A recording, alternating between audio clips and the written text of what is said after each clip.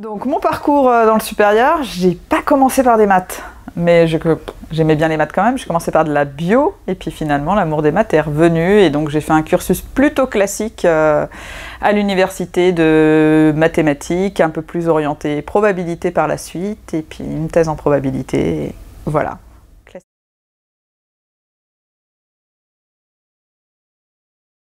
Dans la poursuite de mes études, j'ai fait une thèse et pendant ma thèse, j'ai commencé à enseigner. Donc en fait, beaucoup de contrats en thèse, il y a de l'enseignement qui va avec. Alors j'avais déjà envie de faire de l'enseignement avant, vu que je ne l'ai pas dit tout à l'heure, mais j'ai passé l'agrégation en cours de route.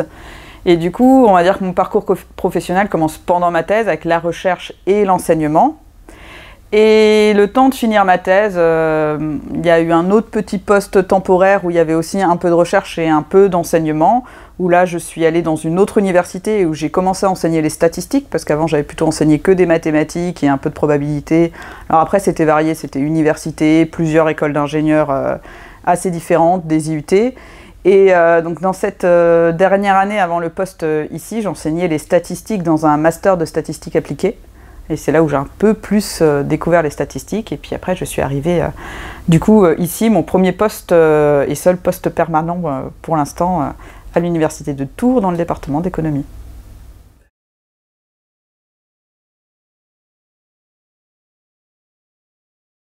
C'est un véritable choix, l'enseignement. Du coup, c'était pas un problème de à la fin de ma thèse, je trouve pas de poste, etc. J'en ai pas cherché.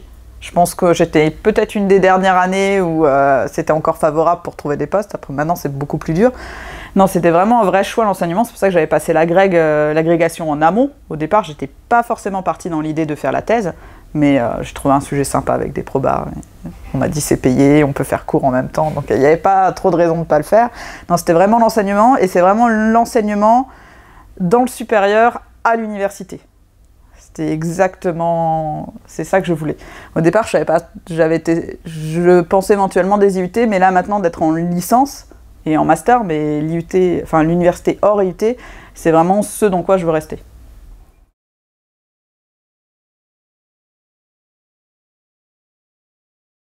Supérieur parce que je trouve que c'est quand même pas le même métier le secondaire et le supérieur, même si au final j'ai jamais enseigné dans le secondaire.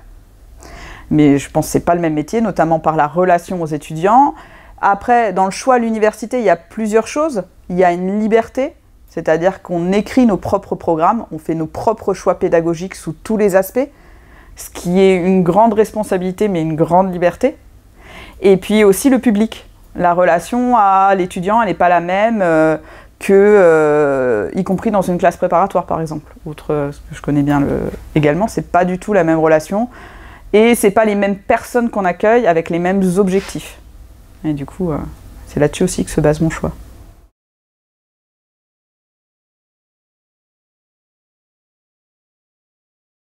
Alors, je fais plus de recherche à l'heure actuelle. Par contre, je continue à me former, parce que notamment pour le master, on est obligé de continuer d'apprendre. C'est aussi une autre raison de continuer à enseigner à l'université. Et pour la recherche que j'ai faite, donc c'est plus des probabilités. Ça s'appelle la percolation de premier passage en environnement aléatoire. Passage obligé de balancer le titre. Grossièrement, percolation, c'est comme le café. Ça veut dire la même chose. Percoler, ça veut dire traverser quelque chose. En fait, alors ça restait très théorique et pas appliqué, ma thèse, mais l'idée, c'était de modéliser un milieu, on peut imaginer une pierre, poreuse, et le fait qu'elle soit poreuse, que le liquide puisse passer, c'était aléatoire. Donc on peut mettre par exemple des petites variables de Bernoulli, 0, 1, il y a des petits endroits, ça passe ou ça passe pas, et on regarde comment ça s'écoule.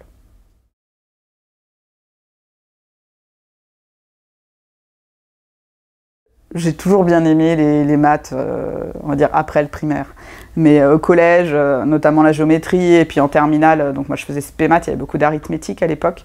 J'ai toujours bien aimé ça et je trouvais confortable la structure des mathématiques. Ça me semblait très carré, je dis ça me semblait parce que mon regard a changé.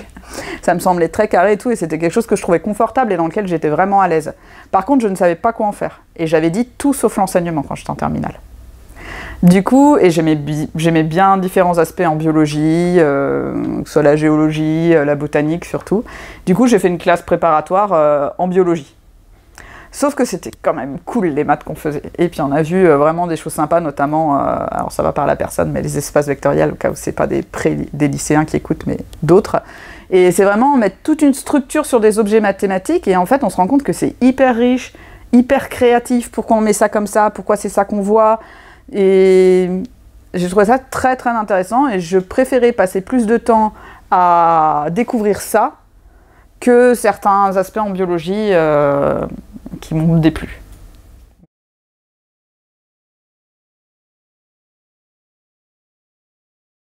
J'ai pas choisi la licence d'économie. Par contre, j'ai accepté de venir quand même, ça oui. Le métier que je souhaitais faire, donc enseigner à plein temps parce que je voulais plus faire de recherche à l'université, il y a très peu de postes qui sont dans des filières de maths. Parce que dans des filières purement de maths, on a des enseignants-chercheurs de maths en grande majorité. Il y a aussi des postes similaires. Et après, il y avait le choix des domaines dans lesquels faire. L'école d'ingénieur, c'est pas ce qui m'intéressait. J'ai pas postulé, par exemple, j'ai pas cherché à avoir une école d'ingénieur. J'avais l'autre poste qui m'intéressait bien, c'était un IUT de statistique. Alors, on retrouve l'aspect statistique, c'est là qu'on peut voir avec l'économie, parce que même si les statistiques, j'en ai peu fait, en tout cas peu apprécié pendant ma formation, je l'ai apprécié après. Et je savais pas trop où j'allais en fait avec la licence d'économie. Je savais pas ce que c'était l'économie, la macro, la micro, j'y connaissais rien du tout. Par contre, j'avais eu un très très bon feeling lors des entretiens avec mes interlocuteurs comme Monsieur Bousquet et Monsieur Favard qui étaient présents. Et c'était l'université, le feeling était bon, les maths qui me demandaient me semblaient intéressants. Et c'est parti, et puis j'ai pas du tout été déçue.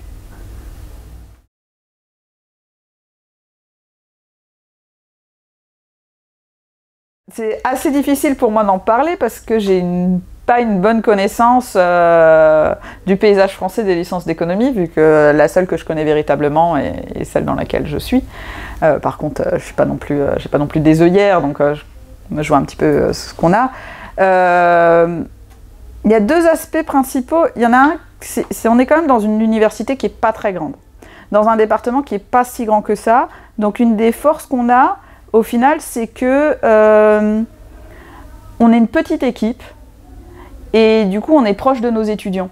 Parce qu'on est tous fortement impliqués, enfin les principaux acteurs de la licence d'économie, je parle du côté enseignant, font que finalement pas mal d'heures dans la licence d'économie, donc ils y sont très impliqués dans son fonctionnement, son développement, et du coup on connaît bien les étudiants, on est présent, et je pense que c'est pas forcément le cas partout. Ensuite, ça vient avec le fait qu'à l'université on est libre des programmes que l'on fait, même si on n'a pas le droit de faire, enfin je suis libre, bien compris que c'est pas complètement libre non plus, mais on prend nos propres décisions, et par exemple le poids qui a été choisi, le poids important qui a été mis sur les statistiques, les mathématiques et l'économie quantitative est important, et c'est un marché où il y a une forte demande. Et bon, alors pour moi, je trouve en plus que c'est des choses intéressantes, mais il y a d'autres choses intéressantes ailleurs. Et voilà, c'est un marché qui se développe, où il y a une forte demande, et nous, on est vraiment sur cet axe-là.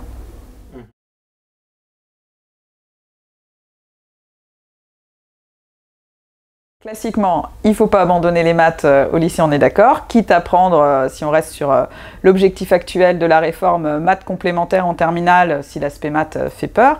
Par contre, justement, il ne faut pas non plus avoir peur des mathématiques. Les mathématiques qui sont faites en licence d'économie, ce sont des mathématiques pour l'économiste. Donc ce sont véritablement des mathématiques, on ne va pas dire le contraire. Par contre, c'est pas...